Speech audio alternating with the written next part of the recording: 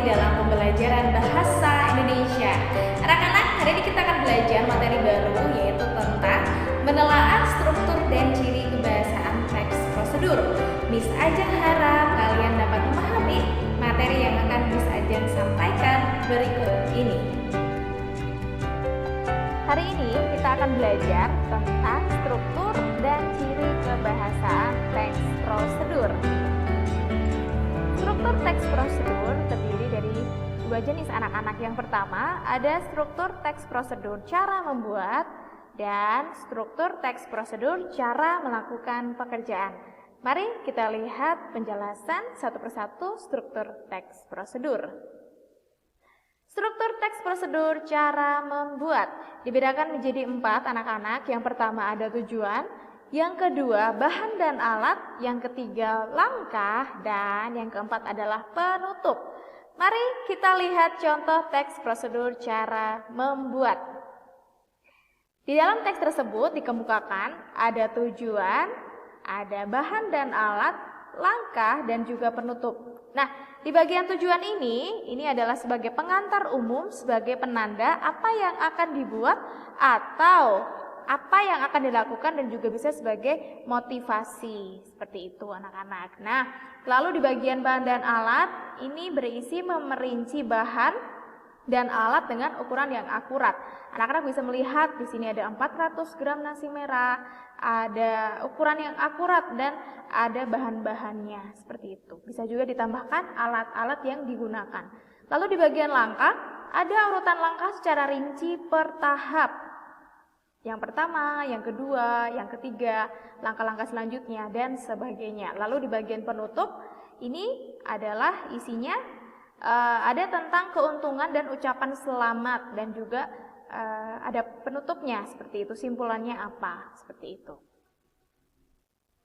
Lalu struktur teks prosedur cara melakukan pekerjaan dibedakan menjadi 3 anak-anak. Yang pertama ada tujuan, yang kedua ada langkah, dan yang ketiga adalah penutup. Contoh teks prosedur cara melakukan pekerjaan. Contohnya di sini adalah cara mencuci tangan dengan baik dan benar. Nah, di sini bagian tujuan. Ini berisi pengantar umum sebagai penanda apa yang akan dibuat atau dilakukan atau sebagai motivasi, seperti itu. Lalu dikemukakan juga langkah-langkah. Jadi di bagian langkah-langkah ini berisi urutan langkah-langkah cara mencuci tangan yang baik dan benar. Ada sekitar 10 langkah ini. Jadi dijelaskan secara rinci. Dan bagian penutup ini kalau di teks prosedur yaitu bersifat pilihan tidak wajib. Jadi bisa jadi ada dan bisa jadi tidak. Tapi ketika kita belajar teks, bisa aja menghimbau kepada kalian harus menggunakan penutup supaya kita mengetahui struktur yang lengkap seperti apa. Lalu setelah tadi kita membahas tentang strukturnya, sekarang kita belajar tentang penggunaan bahasa dalam teks prosedur. Yang pertama adalah penggunaan kalimat perintah. Nah, ciri-ciri kalimat perintah anak-anak. Yang pertama, intonasi pada bagian tengah kalimat naik atau meninggi. Lalu, diakhiri dengan tanda baca seru, seperti itu ya. Nah, kalimat perintah juga menggunakan pola inversi. Apa itu pola inversi? Kalimat yang predikatnya mendahului subjek dan berfungsi untuk menegaskan makna dari kalimat tersebut. Contohnya, Agung Santoso berangkat ke Jakarta. Nah, ini fungsi kalimatnya terdiri dari subjek, predikat, dan juga keterangan. Nah, bagaimana jika menggunakan kalimat dengan pola inversi? Jadi, berangkatlah dia ke Jakarta. Jadi ada predikat di sini, subjeknya di sini, dan keterangan. Seperti itu. Dan ciri kalimat perintah yang selanjutnya adalah biasanya menggunakan partikel lah ataupun kan. Lalu, ciri kebahasaan teks prosedur yang kedua yaitu penggunaan bentuk pasif. Nah, sebelum kita memahami tentang bentuk pasif, kita harus mengerti dulu pengertian dari kalimat aktif dan kalimat pasif.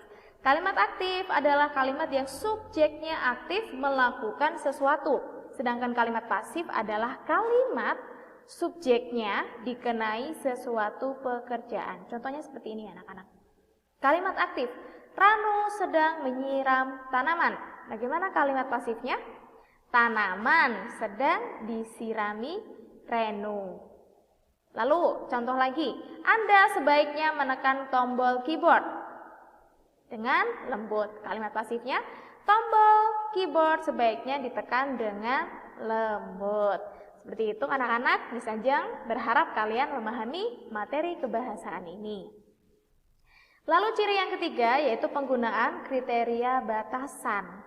Contohnya anak-anak, kalau tanpa batasan angkat kaki tangan. Secara umum kalau tanpa batasan itu. Nah, dengan batasan angkat kaki kanan setinggi lutut. Nah, jadi ada batasannya kalimat tersebut. Contoh lagi, dengan batasan langkahkan kaki kanan 2 kali dan pada hitungan 4 bertepuk tangan. Seperti itu. Lalu, ciri yang keempat yaitu penggunaan kata keterangan atau adverbia. Nah, yang pertama, kata keterangan dibedakan menjadi beberapa. Yang pertama ada keterangan cara anak-anak. Jadi adverbial ini atau kata keterangan ini menambah keterangan cara pada kegiatan atau peristiwa yang terjadi. Contohnya dengan, secara, tanpa. Jadi ada kalimat dengan kata-kata seperti ini. Dengan, cara, dan tanpa. Contohnya, bungkuslah adonan dengan rapat. Nah, dengan ini contoh dari kata keterangan cara. Lalu, keterangan alat. Adverbial ini menjelaskan alat yang digunakan pada sebuah kegiatan atau peristiwa. Misalnya, dengan, menggunakan, dengan menggunakan. Contohnya, lukis kain dengan menggunakan canting. Nah, ada keterangan alatnya, menggunakan apa? Menggunakan canting, alat untuk membatik, bisa juga untuk melukis kain dan sebagainya. Lalu juga ada keterangan tujuan. Nah, adverbial ini menambahkan informasi tujuan pada kalimat. Misalnya untuk, supaya, agar. Contoh kalimatnya, malam jangan terlalu panas agar tidak merusak kain. Lalu ada juga keterangan kuantitas. Nah, apa itu keterangan kuantitas? Kata ini menambahkan keterangan kuantitas pada sebuah kalimat yang disertainya. Contohnya, secepatnya, 1 kali, sebulan sekali, 3 kali. Berarti berhubungan dengan jumlah ya anak-anak ya, kuantitas seperti itu. Nah, lalu selanjutnya ada keterangan syarat. Kata ini menambahkan keterangan syarat terjadinya suatu peristiwa. Nah, ini biasanya menggunakan kata atau konjungsi jika ya. Jika gula terlalu banyak akan cepat gosong. Lalu keterangan akibat. Kata ini menambahkan keterangan akibat yang ditimbulkan dari sebuah peristiwa atau kegiatan. Contohnya, hingga, akibatnya, sehingga, sampai menjadi. Contoh kalimat, goreng adonan hingga kecoklatan. Ulangi kegiatan sampai bahan habis. Seperti itu. Jadi kata keterangan akibat ini menambahkan keterangan akibat yang ditimbulkan dari peristiwa atau kegiatan. Nah, selanjutnya adalah setelah tadi kita belajar tentang ada kalimat perintah, kemudian kata keterangan, kata menggunakan batasan. Sekarang kita belajar tentang menggunakan kalimat saran dan larangan. Nah, teks prosedur memandu pembaca agar selamat, aman, dan dapat mencapai hasil maksimal. Oleh karena itu, bahasa teks prosedur juga menggunakan saran, keharusan, dan larangan agar tidak menimbulkan bahaya. Nah, contoh penggunaan kata atau frasa hubung dalam kalimat saran dan larangan ini yaitu ada kata sebaiknya, hindari, jangan, jika tidak, atau, kecuali, jika, sebaiknya. Nah, contoh kalimatnya seperti ini anak-anak. Sebaiknya masukkan bawang terlebih dahulu. Lebih baik jangan masukkan garam di adonan. Jangan masukkan selai ke dalam roti. Selanjutnya yaitu menggunakan kata penghubung.